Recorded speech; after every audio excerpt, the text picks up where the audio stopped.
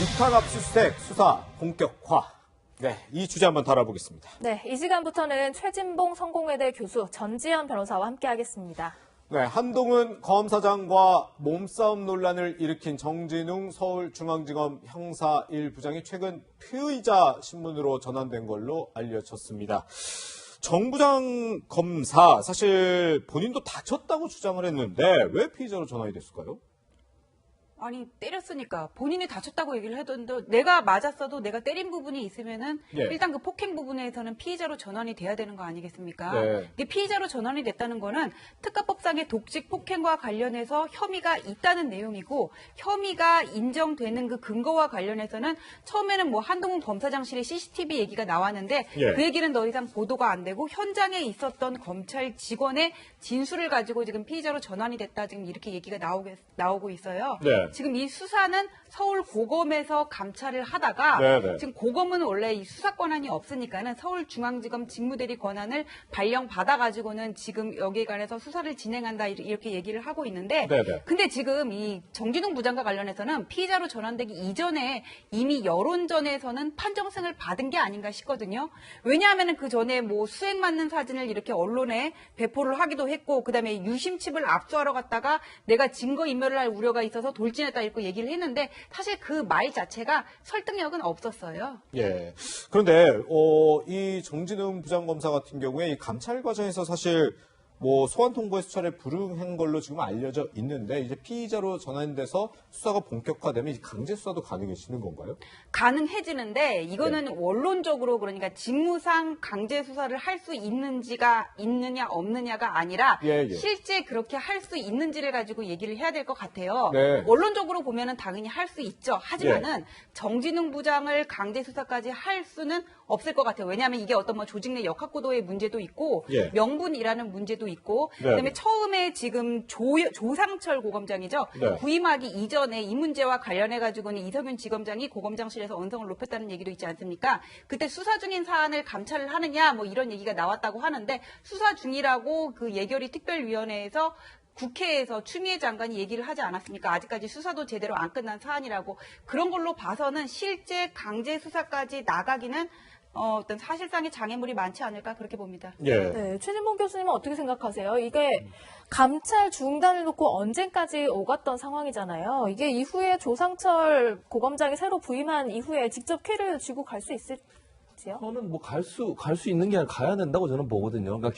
지금 조상철 지검장이 새로 부임을 했고 그 전에 고검장이요? 김영대 지검장이었는데 네, 고검장이었는데 고검장이요. 그 예. 김영대 고검장한테 가서 그렇게 이제 얘기를 했다는 것이 이제 언론에 보도된 내용인데 뭐 실제 어느 정도까지 뭐 얘기를 했는지 모르겠어요. 언론이 예, 이렇게 예. 보도를 하고 있지만 그래서 만약에 지금 현재 수사가 진행 중이기 때문에 수사 과정에 있는 사람을 감찰하는 것에 무리가 있다고 하면 그러면 그걸 조율을 해서 수사가 어느 정도 진전이 되거나 아니면 어느 정도 좀 마무리가 되면 감찰 뭐 내용이라고 하면 감찰을 받아야겠죠. 어떤 저는 이런 생각이 들어 두 사람 다 한동훈 검사도 그렇고 정진웅 검사도 그렇고 이렇게 논란이 돼서 서로가 서로에게 폭행을 했다고 주장을 하고 있는 거잖아요. 그러면 네. 좀 감찰을 제대로 해서 뭐가 진실인지를 밝혀내야 될 거 아니에요. 서로 이렇게 싸우고 있는데 그러면 그냥 넘어갈 수 없는 상황이고 그런 상황이라면 감찰 부서에서 조사를 해서 어떤 일이 있었고 어떤 관계가 있었는지 하는 부분을 좀 밝혀내는 것이 필요하지 않을까 하는 생각이 듭니다. 예. 네, 검찰 중간 간부 인사가 이제 오늘 난다 하면서 이제 앞두고 있는데요. 정 부장 검사가 지금 사법연수원 29기로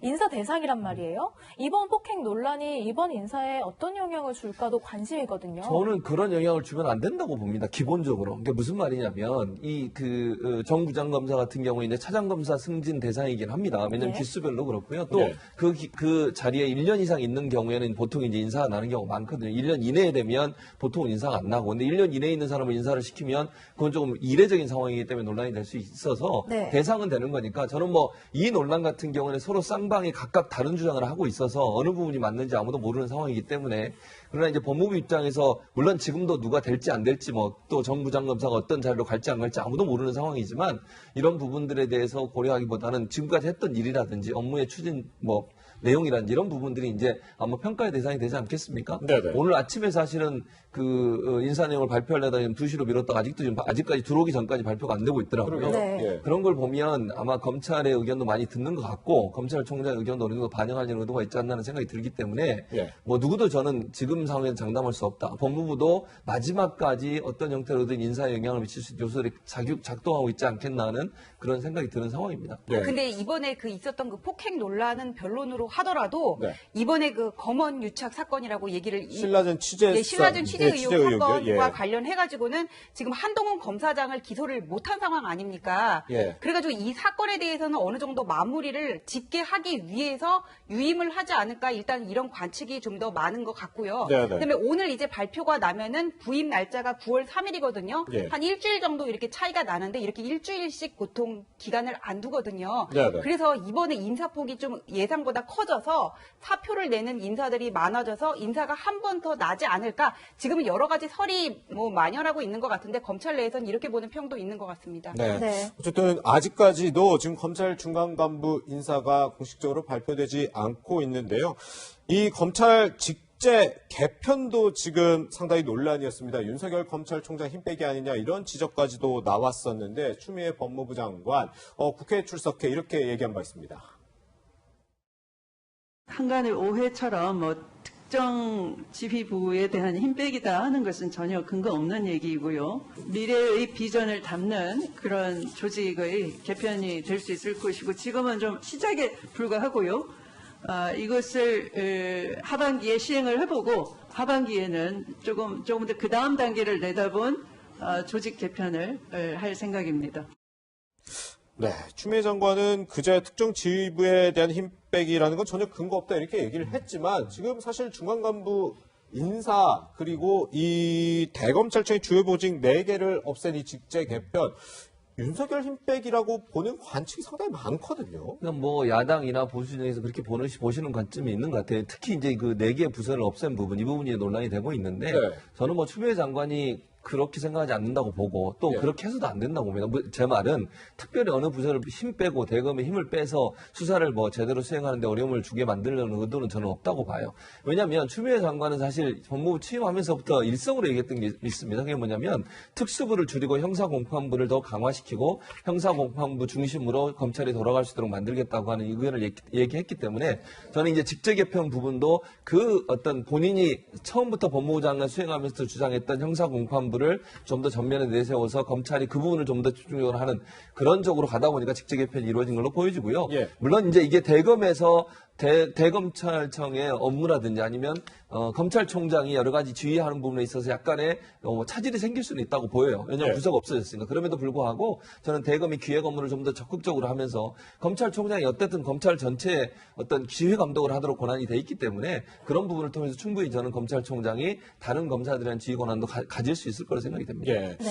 그 일련의 인사와 대검 직제 개편 뭐 윤석열 힘 빼기 아니다. 우리 교수님이 이렇게 보는데 변호사님은 어떻습니까? 저는 좀 다른 생각인데요. 지금 공수처 설치하고 수사권 조정하는 명분이 검찰의 권한을 축소를 하고 그다음에 특수수사 기능을 축소를 한다는 거잖아요. 그럼 형사 공판 기능 강화하는 거는 이해가 갑니다. 그런데 지금 검찰 직제 개편안을 보면은 반부패 공공수사정책과 과학수사기획관 이렇게 총장을 보좌해서 전국 검찰청의 수사를 지휘하는 부서를 다 폐지를 하지 않습니까?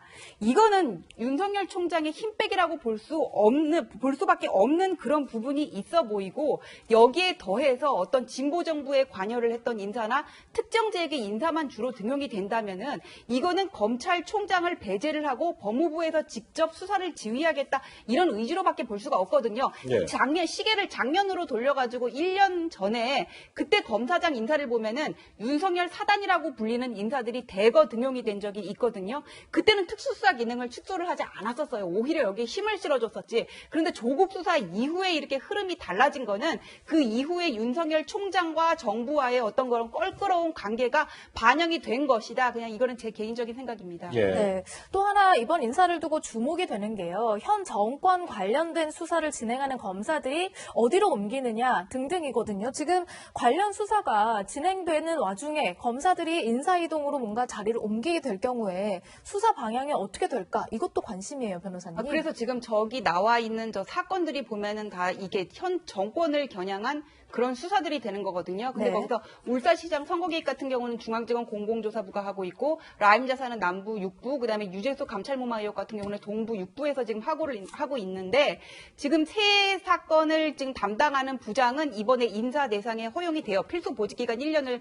넘어섰단 말이에요. 그럼 이분들이 좌천되느냐 아니면 승진되냐는 정권을 겨냥한 수사에 대해서 여기서 어떻게 반응을 하는지, 좌천을 시키는지 아니면 힘을 실어주는지 거기에 대해서 우리가 이제 판단을 할 수 있을 것으로 보이고 네. 그 밑에 윤미향 관련한 수사라든지 아니면 추미애 장관의 아들 군휴가 미복귀 의혹과 관련해서는 아직 필수 보직 기간을 채우지 않았다니까는 일단은 뭐 인사 대상은 아닌 걸로 그렇게 보여지는데 예. 그러면 정권을 겨냥하는 수사를 한 뒤에 이 사람이 어떤 뭐 그런 보은 인사가 되는지 아니면은 뭐 그 좌천되는지 그거를 보면은 어떤 검찰 중립이라든지 수사권 독립에 대한 정권의 속내를 알 수 있는 그런 케이스가 되지 않을까 생각합니다. 예. 네, 법무부가 오늘 검찰 인사 발표가 있을 거라고 했는데 아직까지는 전해지지 않고 있는데요. 어쨌든 그 인사 내용에 관심이 쏠리고 있는 것만큼은 사실인 것 같습니다. 네.